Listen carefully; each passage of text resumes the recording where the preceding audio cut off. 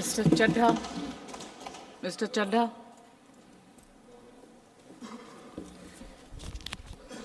क्या बीजेपी भारत देश में निष्पक्ष चुनाव खत्म करना चाहती है?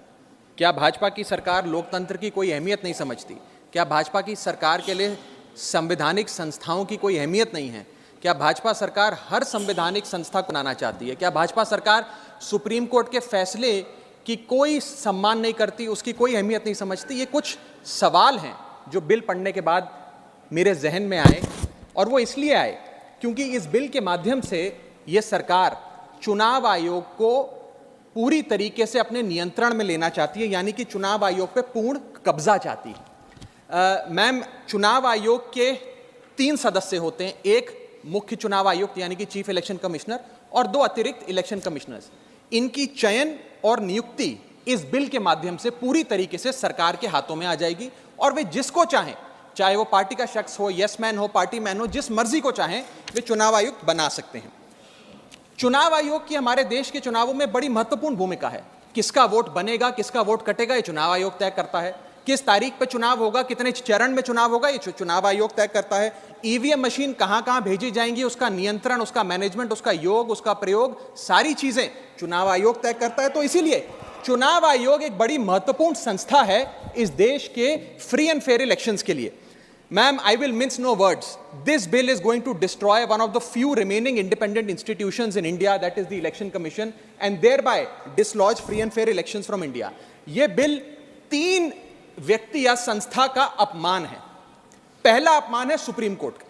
क्यों? क्योंकि सुप्रीम कोर्ट ने इसी साल मार्च 2 को 2 मार्च 2023 को 5 जजों की संवैधानिक पीठ ने सर्वसम्मति से एक फैसला दिया, और वो फैसला ये था कि सरकारी हस्तक्षेप, सरकार का कोई भी दखल चुनाव आयोग की नियुक्ति में नहीं होना चाहिए। ये खत्म करने के लिए हम एक समिति का गठन करते हैं। उस समिति के गठन से मुख्य न्यायाधीश को हटाकर एक कैबिनेट मंत्री को डालकर उसका संतुलन बिगाड़ने का काम और सुप्रीम कोर्ट के फैसले को पलटने का काम इस सरकार ने किया, ताकि एक ऐसी व्यवस्था बन जाए जिसमें जो शख्स ये चाहे वही चीफ इलेक्शन कमिश्नर बनेगा। ये इंसल्ट सुप्रीम कोर्ट की इसलिए है क्योंकि इसी साल के दिए गए संवैधानिक पीठ के सर्वसम्मति के 2 फैसलों को इस सरकार ने सदन के भीतर बिल लाकर बदल दिया। पहला था दिल्ली सेवा बिल, जो 8 दिन के भीतर ऑर्डिनेंस लाकर और फिर सदन के भीतर बिल लाकर बदला गया, और एक ये बिल जो 2 मार्च 2023 के सुप्रीम कोर्ट के फैसले को पलटता है और उस फैसले को पूरी तरीके से रिवर्स करने का काम करता है। मैं आपको यह बताना चाहूंगा कि यह सरकार इस बिल के माध्यम से एक प्रकार से सुप्रीम कोर्ट को खुली चुनौती दे रही है कि आपको जो फैसला देना है दीजिए, अगर हमें पसंद नहीं आएगा हम बिल लाकर उस फैसले को पलट देंगे। दूसरा इंसल्ट या अपमान इस बिल के माध्यम से चीफ जस्टिस ऑफ इंडिया का है। सुप्रीम कोर्ट का फैसला कहता है कि चयन समिति के 3 सदस्य होंगे, माननीय प्रधानमंत्री जी, माननीय नेता प्रतिपक्ष यानी कि लीडर ऑफ ऑपोजिशन, और 3rd chief justice of India.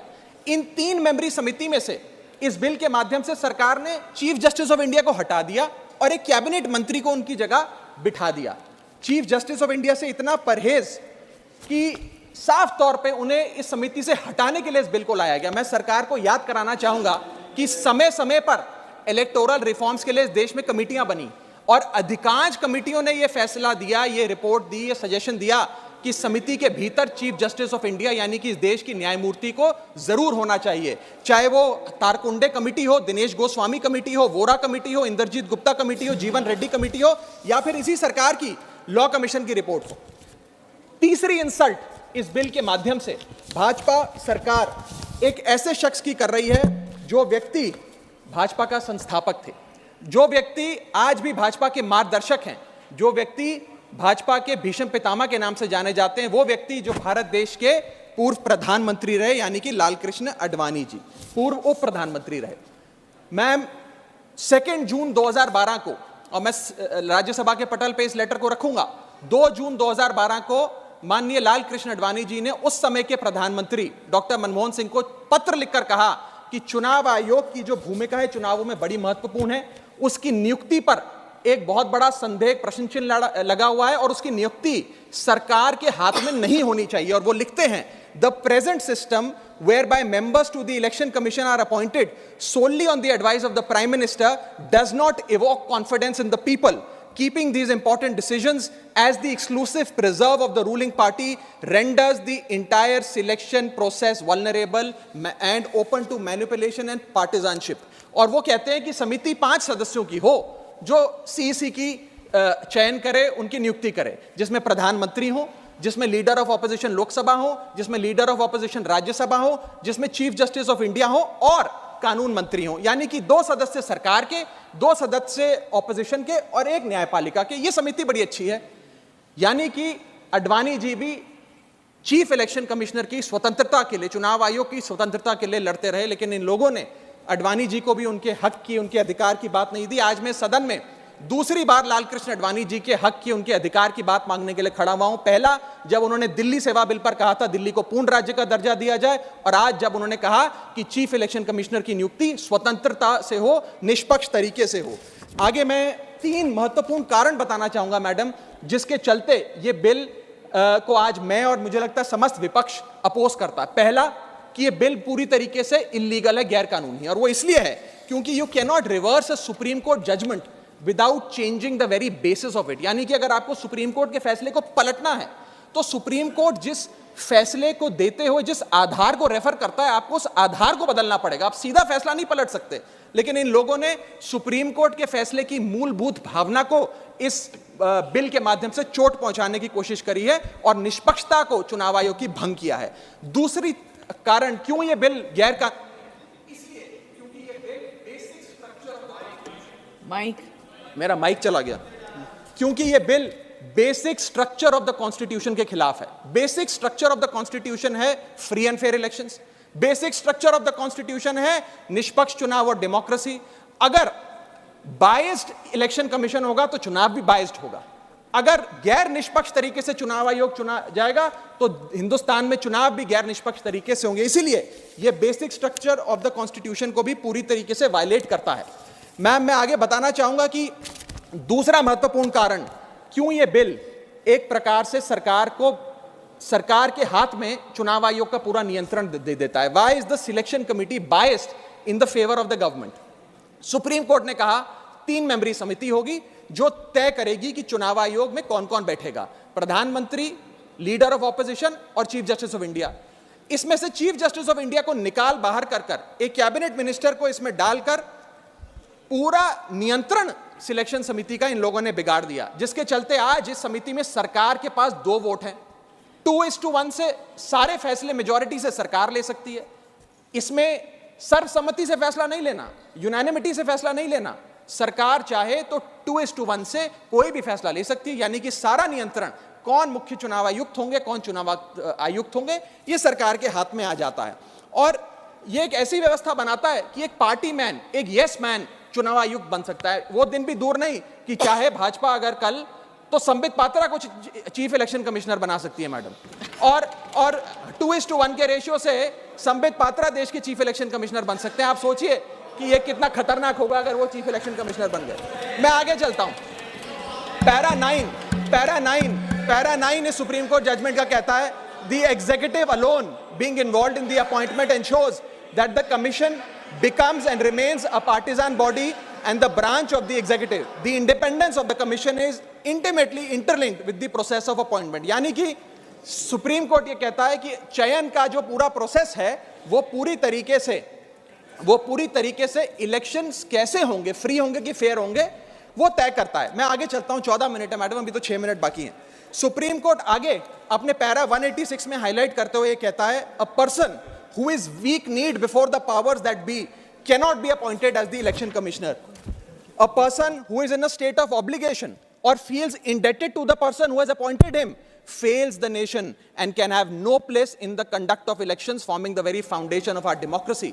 An independent person cannot be biased. It is important that the appointment must be overshadowed even by a perception that a yes man will decide the fate of the democracy and all its promises. यानी कि केवल निष्पक्ष चयन ही होना जरूरी नहीं है, निष्पक्ष चयन जनता को नजर आना भी जरूरी है। It must not only be done, it must be seen to be done. ये सुप्रीम कोर्ट बात कहता है।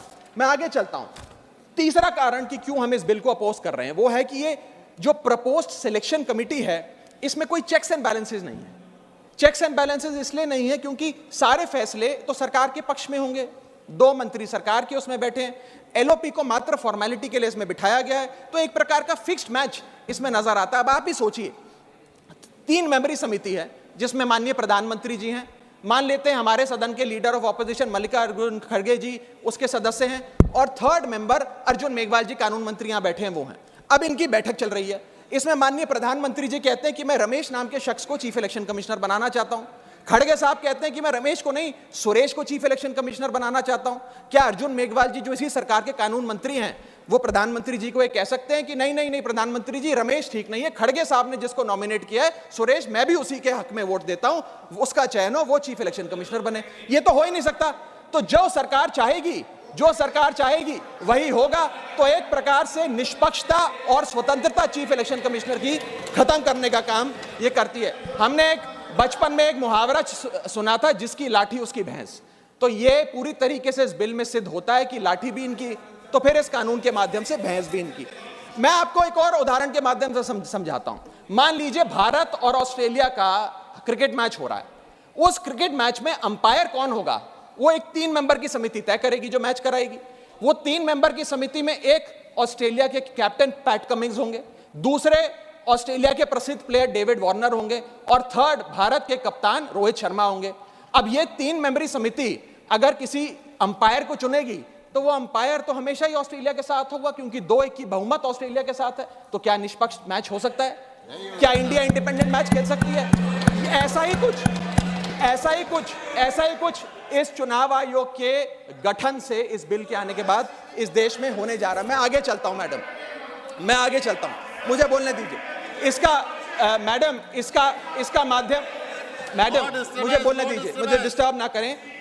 यह बिल 3 की टेस्ट पे फेल होता है, the test of independence, the test of neutrality and the test of constitutionality. ये हमारा कॉन्स्टिट्यूशनल इंपेरेटिव है कि देश में चुनाव आयोग निष्पक्ष हो, ताकि चुनाव निष्पक्ष हो। अगर चुनाव आयोग निष्पक्ष नहीं होगा तो चुनाव निष्पक्ष नहीं होंगे और लोगों की आस्था इस लोकतंत्र से डगमगा जाएगी। मैं सरकार को कहना चाहता हूं, अगर सरकार सुप्रीम कोर्ट के इस फैसले को पलटना चाहती है, अगर सरकार चीफ जस्टिस ऑफ इंडिया को इस समिति से हटाने के लिए इतनी बेकरार है, तो मैं आज सुझाव लाया हूं कानून मंत्री जी। 3 सुझाव मेरे, इनमें से अगर आप कोई सुझाव स्वीकार कर लें तो मुझे लगता है सारा हाउस एक आवाज में आपके इस बिल का समर्थन करेगा। पहला सुझाव यह है, ये 3 ऑप्शन लाया हूं आपके लिए। पहला ऑप्शन यह है कि चुनाव आयोग का गठन, कौन चीफ इलेक्शन कमिश्नर होगा और कौन इलेक्शन कमिश्नर्स होंगे, इसका गठन 2 मेंबरी समिति करे, जिसमें 2 लोग हों, प्रधानमंत्री और लीडर ऑफ ऑपोजिशन, ये विपक्ष के नेता। ये 2 मेंबर्स सर्वसम्मति से फैसला ले, यूनानिमिटी से, क्योंकि 2 लोगों में मेजॉरिटी तो हो नहीं सकती, तो 2 लोग सर्वसम्मति से फैसला ले, जो भी नाम तय करेंगे हम सब मान जाएंगे। ये ऑप्शन 1। ऑप्शन 2 मैं देना चाहूंगा सरकार को, जो लालकृष्ण आडवाणी जी ने दिया था। लालकृष्ण आडवाणी जी की बात मान लीजिए, मेरी मत मानिए, आपको आम आदमी पार्टी तो पसंद नहीं, पर अपने पेट्रियार्क फाउंडिंग फादर, आपके पितामह भीष्म लालकृष्ण आडवाणी जी का फॉर्मूला ले लीजिए। 5 मेंबरी समिति, प्रधानमंत्री, कानून मंत्री, leader of opposition in Lok Sabha and Rajya Sabha और चीफ जस्टिस ऑफ इंडिया। ये 5 मेंबरी समिति एक निष्पक्ष चुनाव आयोग का चयन कर लेगी। और तीसरा ऑप्शन, अगर ये दोनों ऑप्शन आपको पसंद नहीं, तो मैं आपको वो ऑप्शन बताना चाहूंगा जो कॉन्स्टिट्यूएंट असेंबली में प्रोफेसर शिबन लाल सक्सेना ने दिया था। वो था कि जो भी नाम ये चयन समिति तय करे, वो नाम सदन के भीतर लाए जाएं और 2/3 बहुमत लोकसभा और राज्यसभा से नाम पास हो जाए, वो आदमी चीफ इलेक्शन कमिश्नर बन जाए। मैं सकारात्मक बहस कर रहा हूं, मैं ऑप्शन लाया हूं। ये इन 3 ऑप्शंस में से कोई भी ऑप्शन चुन लीजिए, सारे विपक्ष को मनाने की, एकजुट करने की जिम्मेदारी मेरी। मैं अंत में अपनी बात समाप्त करने से इतना बस कहना चाहूंगा मैडम, कि ये बिल एक डेमोक्रेसी की, लोकतंत्र की, इस बिल के माध्यम से भाजपा डेमोक्रेसी को हाईजैक करना चाहती है। And I on behalf of the आम आदमी party oppose this bill, vehemently oppose this bill, because this bill will ensure that India, which is today known as the mother of democracy, will tomorrow unfortunately be known as for mockery of democracy. Mother of democracy से mockery of democracy तक का सफर आप इस bill के माध्यम से तय करने जा रहे हैं। मैं हाथ जोड़कर आपसे विनती करूंगा, इस बिल को वापस लीजिए। लोगों की, देश के लोकतंत्र में बहुत आस्था है, उस आस्था से खिलवाड़ करने का काम मत कीजिए। बहुत बहुत शुक्रिया। जय हिंद, जय भारत।